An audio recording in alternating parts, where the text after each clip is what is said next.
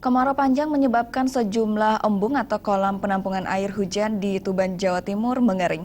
Akibatnya ribuan hektar lahan persawahan terbengkalai dan tandus karena tidak mendapat pasokan air.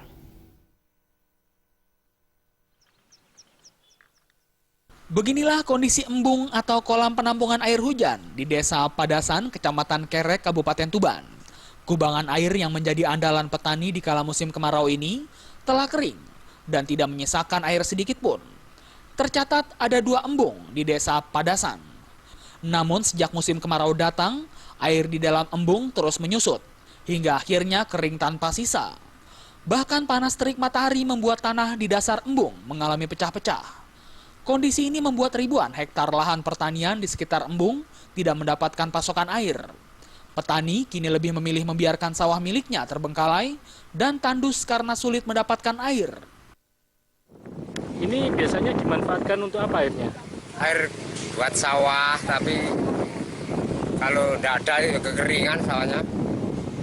Ini berarti sawahnya nggak bisa ditanami ya? Ini berapa desa Pak yang memanfaatkan ini Pak?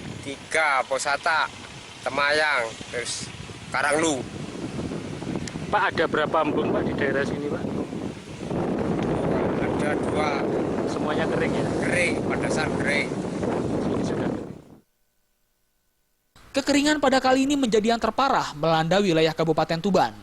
Biasanya meski kemarau tiba, kedua embung masih menyisakan sedikit air di bagian dasar. Dari Tuban, Jawa Timur, Sumali.